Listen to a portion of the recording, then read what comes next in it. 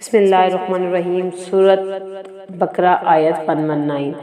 اس میں اللہ تبارک و تعالیٰ نے ہمیں بتایا کہ انسان کی سائیکولوجیکلی نیڈ ہے کہ اس کو گائیڈر کی ضرورت ہوتی ہے، اور اللہ تبارک و تعالیٰ نے میسنجر کی شکل میں ہمیں گائیڈر پرووائڈ کیا، اور آپ نے فرمایا انا ارسلناک، ہم نے آپ کو بھیجا بالحق، حق کے ساتھ۔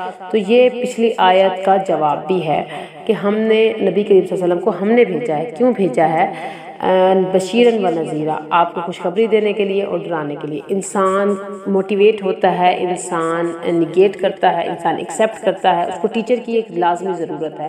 ٹیچر کے ذریعے ہی وہ موٹیویٹ ہو کر اچھے کاموں کی طرف اٹریکٹ ہوتا ہے، اور صحبت صالحین کو، یعنی کہ صحبت صالحین کی ملتی ہے تو انسان صالح ہو جاتا ہے، دل اس کا پاک ہو جاتا ہے۔ اب اس آیت سے ہمیں کیا سبق ملتا ہے؟ پہلا یہ کہ رسالت پر حق ہے، اور نبی کریم صلی اللہ علیہ وسلم میسنجر ہیں جو کہ اللہ تبارک و تعالیٰ کا پیغام ہم تک پہنچا رہے ہیں۔ دوسرا یہ کہ جو چیز بھی آپ لائے ہیں، قرآن یا سنت، دونوں سچ ہیں۔ نمبر 3، وہ خبردار کرنے والے ہیں، بگاڑ کی اصلاح کرنے والے ہیں، یعنی جو بگاڑ پیدا ہو رہا ہے اس کے خبردار کرنے والے ہیں، اور جو ان کی بات مان لے اس کے لیے بشیر، یعنی کہ بشارت دینے والے ہیں۔ بشارت کن کے لیے ہوگی؟ جو ایمان لے کر عمل صالح کریں گے، اور نذیر کن کے لیے ہوں گے؟ جنہوں نے اللہ تعالیٰ کا بیٹا بنا لیا، اللہ کی بات نہیں مانی اور میسج کنوے نہیں کیا، ان کے لیے ڈر سنانے والے ہیں۔ اب آگے فرمایا وَلَا تُسْأَلُ عَنْ أَصْحَابِ الْجَحِيمِ، آپ سے جہنمیوں کے بارے میں سوال نہیں ہوگا، یعنی کہ آپ کے ذمہ خبردار کرنا ضرور ہے، لیکن بگاڑ کی ذمہ داری آپ کی نہیں ہے۔ اور حدیث میں بھی آیا ہے کہ کچھ حشر کے میدان میں کچھ نبی ایسے آئیں گے جن کے پاس 2 یا 3 امتی ہوں گے، کسی کے پاس 1 ہوگا، کسی کے پاس کوئی بھی نہیں امتی ہوگا۔ تو کیا میسنجر یعنی کہ پیغمبر قصوروار ہیں کہ آپ کیوں نہیں لے کر آئے؟ نہیں، بلکہ پیغمبر کے ذمے صرف میسج پہنچا دینا ہوتا ہے، اور یہاں پر ہر لیڈر اور لسنر اس کی ذمہ داری بھی یہی ہے کہ وہ اللہ کا پیغام لے اور آگے پہنچا دے۔ اب کوئی اس کو کس طرح لیتا ہے، اس کے دل پر کس طرح بیٹھتا ہے، یہ اس کی ذمہ داری ہے، آپ کی نہیں ہے۔ جیسے قرآن پاک میں فرمایا فَإِنَّمَا عَلَيْكَ الْبَلَاغُ المبین، آپ کے ذمہ واضح پہنچا دینا ہے۔ ایسے سورۃ قصص میں بھی آیا انما لا تہدی احببت، آپ ان کو ہدایت نہیں دے سکتے جنہیں آپ چاہتے ہیں، بس آپ نے ان کو پیغام پہنچانا ہے۔ جیسے کہ فرمایا ان الیک الا البلاغ، آپ کے ذمہ ہے پہنچا دینا۔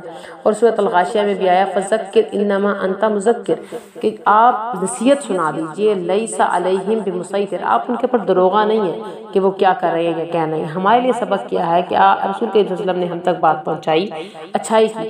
اب ہمیں جب اطمینان اور خوشی ملے اچھائی میں تو ہم مومن ہیں، یعنی کہ مومن کے لیے تو ایمان اور خوشی ہے۔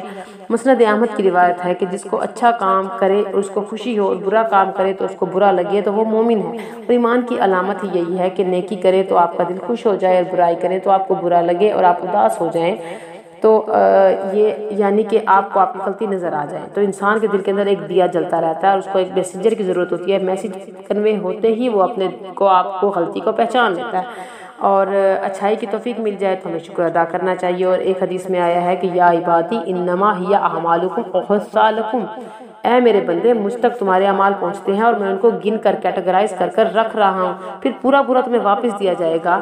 اور فمن وجد خیرا، جو بھی بھلائی کو پائے گا فیحمد اللہ، اللہ کا شکر ادا کرے۔ فمن وجد غیر ذالک، جو اس کے علاوہ پائے فلا یؤمن ان نفسہ، یعنی کہ اپنے نفس کو قصوروار سمجھے، یعنی کہ ہمارا نفس ہمیں بتا رہا تھا کہ یہ غلط ہے، ہم نے نہیں مانا، تو یہ برائی کی بات ہے۔ اب اس کی لفظی تحقیق دیکھیں گے، انا بے شک ارسلنا، ہم نے بھیجا کا یورس آپ کی طرف، بالحق کی باسات، الحق حق کا یحقوز، حق کی بات سچ کی بات، بشیر بشارت سے ہے، بشرا سے خوشخبری، بشیرن ڈرانے والا، نذیر نذیر ڈرانے والا، وا اور لا نہیں، تسألو تم سوال کیے جاؤ گے، ان متعلق کے بارے میں،